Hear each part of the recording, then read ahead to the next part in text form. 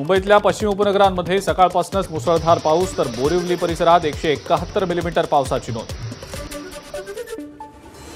महाराष्ट्रातली चेरापुंजी म्हणून ओळख असलेल्या आंबोली घाटाला ढगांनी व्यापलं। आंबोली घाटाच्या सौंदर्याची पर्यटकांना पडतेय भुरळ।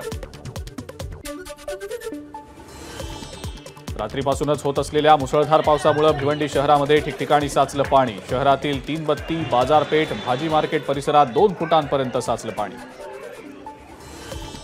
पालघर जिल्ह्यात रात्रीपासूनच विजांच्या कडकडाटासह मुसळधार पाऊस, रेल्वे वाहतुकीसह रस्ते वाहतुकीवरही परिणाम। अनेक भागांमध्ये पाणी साचण्यास सुरुवात। देशात जून महिन्यात आतापर्यंत सरासरीपेक्षा 20% कमी पाऊस, हवामान विभागाची माहिती। तर जूनच्या उरलेल्या दिवसात काही प्रमाणात पाऊस पडण्याचा अंदाज। सिंधुदुर्गपासून ठाण्यापर्यंत पुढचे 4 दिवस पावसाचा येलो अलर्ट जारी। हवामान विभागाची माहिती। 4 दिवस मुंबईसह किनारपट्टी भागात मध्यम ते जोरदार पाऊस पडण्याचा अंदाज।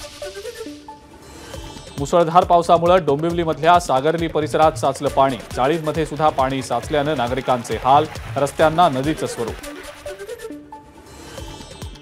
पुण्याला आजपासून पुढचे 3 दिवस येलो अलर्ट। पुण्यात हलक्या ते मध्यम स्वरूपाच्या पावसाची शक्यता।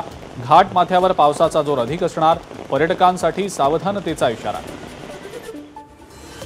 दिव्यामध्ये पावसाचा फटका, बैठ्या चाळींमध्ये शिरलं पाणी। गणेशनगर, विकास मात्रे गेट, बेडेकर नगर, डीजी कॉम्प्लेक्स परिसरातल्या नागरिकांच्या घरात शिरलं पाणी।